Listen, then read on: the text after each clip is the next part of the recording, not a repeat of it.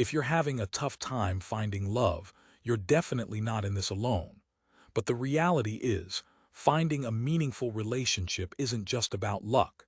It involves effort, smart decisions, and adopting the right mindset. That's exactly what we're diving into today. We truly believe that love is a beautiful thing, and if you genuinely want it, you can certainly have it. All you need is a proven approach to help bring that love into your life. In this video, I'll lay out our method for how we've successfully built relationships, sharing everything we've learned along the way. But before we get into it, I have to give a warning. I'll be blunt, much of what's out there online, to put it kindly, is garbage. Honestly, I don't even think most people who spread that advice believe in it. They just say whatever gets engagement or helps them trend for attention. That's not how we roll here. As Stoics, we believe in always choosing truth and integrity over falsehoods. Everything I'm about to share is sincere and rooted in our genuine experiences and beliefs about relationships. So let's start with the first step. What's the very first thing you need to do to find love? The answer is simply put yourself out there in some way or another. You need to make an effort to introduce yourself to people who could be a potential match, and genuinely make that message clear. In a nutshell, to find love, you've got to be visible to those who can give you love. As Stoics, we're firm believers in the value of effort and the power of taking action. Some folks might say, just give me the shortcut, or I don't want to work that hard. Not us. We know that progress in anything, dating included, comes through effort. That's the path we proudly follow. Seneca once said, "I never spend a day in idleness." Marcus Aurelius, in the mornings when he didn't feel like waking up, would remind himself, "I am rising to do the work of a man." So get ready. Finding real love requires work. Now, I won't walk you through every possible way to meet potential partners because there are many options. But if one approach hasn't worked for you so far, try another. Don't settle for the easiest or most convenient route. You should put real effort into finding ways to meet people who are open to love, and then dedicate plenty of time to that approach. Since this is so important, I want to highlight one specific method: dating apps. Many people complain that they can't find dates on those platforms. If that sounds familiar, then make the conscious effort to step away from the apps and explore other avenues. Find your own method, then commit to it fully. It might even help to create a system, a routine, so you don't give up prematurely. Most often, you won't strike gold on the first try, so patience and persistence are key. For example, let's say you decide to join a hiking group. You hit it off with someone in that group and go on a date. Unfortunately, it doesn't work out, and there's no one else in that group you can date. Now, what's the right move? The mistake would be to give up. Instead, keep searching for new people and new opportunities. Explore different places where potential partners hang out, and keep making an effort until you meet someone suitable. Here's another tough truth. Most folks underestimate how much work it takes to get something worthwhile started.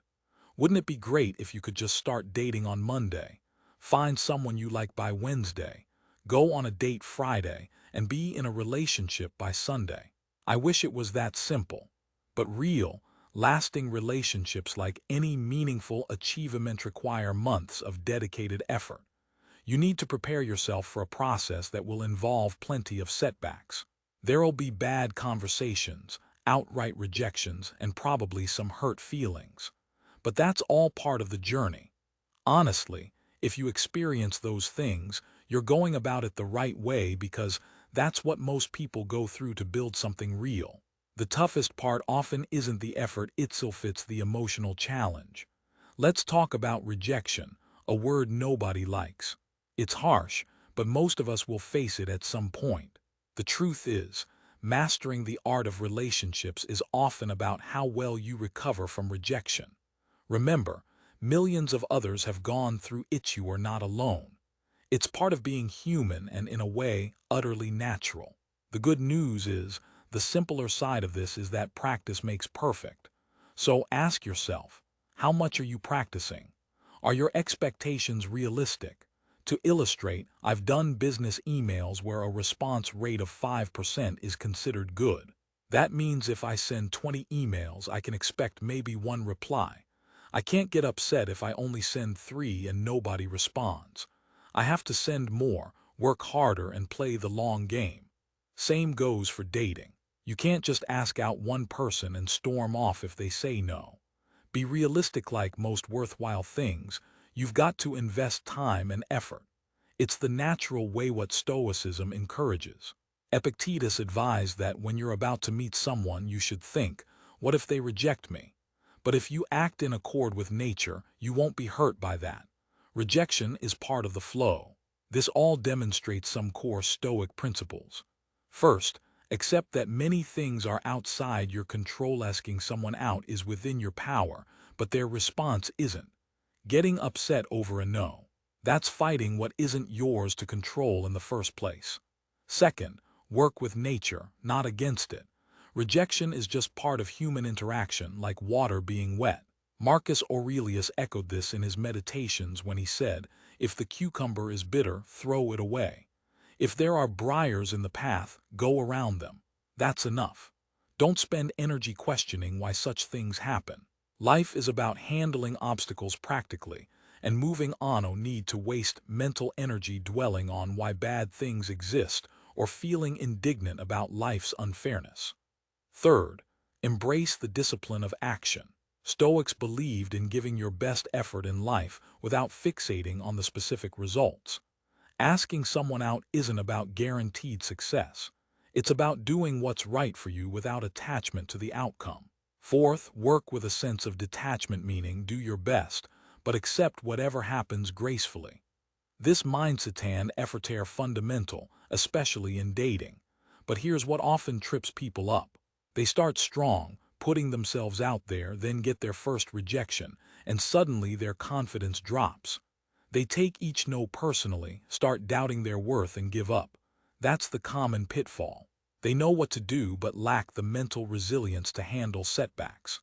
That's why we need to prepare your mind first. Build a mental framework that can handle rejection without breaking apart. Maintain confidence through failures, and stay focused on what truly matters. Most importantly, here's a reality that many dating tips overlook. Not everyone is right for you, and that's actually a good thing. It's not just okay, it's exactly what you want. Think about it. Some people are dishonest, others are cruel. Some have values that clash with yours, and they might treat you badly or irritate you. Do you want someone like that to say yes? Of course not. When someone rejects you, they're actually doing you a favor. Rejection isn't a judgment of your worth, it's a sign that you're not compatible, and that's part of the process. This is where most people get it wrong. They take a rejection from someone they barely know, maybe someone who's just completely incompatible, and let it crush their confidence. Epictetus taught that we should focus only on what's up to us, becoming the kind of person worth dating. If you're honest, kind, interested, and committed to improving yourself, then you genuinely add value to the dating pool.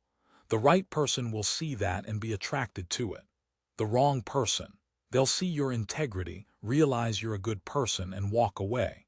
That's actually dodging a bullet. Honestly, I've been there myself, dating people who said yes, but I really wished they'd said no. Here's the truth you need to hold on to. You'll have to ask several people until you find your yes. Finding the right partner takes time and persistence. So, when rejection comes, don't get discouraged. And most importantly, don't quit. Every no is moving you closer to that yes. Every person you meet who's not right for you is clearing the way for the right one, giving you practice and making you better at this. Each rejection builds resilience and guides you toward the person who truly fits. The real confidence isn't everyone should want to date me.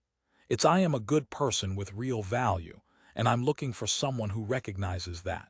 Don't approach dating out of desperation. Patient, be selective, and trust that effort is the only true shortcut.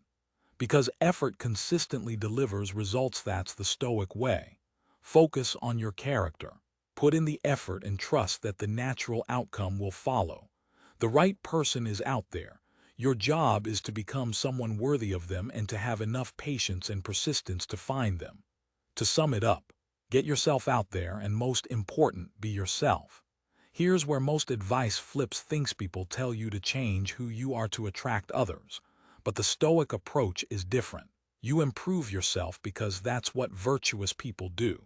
When you cultivate goodness and integrity, you naturally draw others with similar values. Think logically. If you want someone who has their life together, wouldn't you need to have your own life in order? Like attracts like. By becoming the person you'd want to date, you start attracting those who share your principles and standards. This is about focusing on what Stoics call what's up to you, your character, your choices, your daily habits, and not wasting energy on things outside your control, like whether someone swipes right or accepts your message. And one way to make yourself more attractive is through your core values.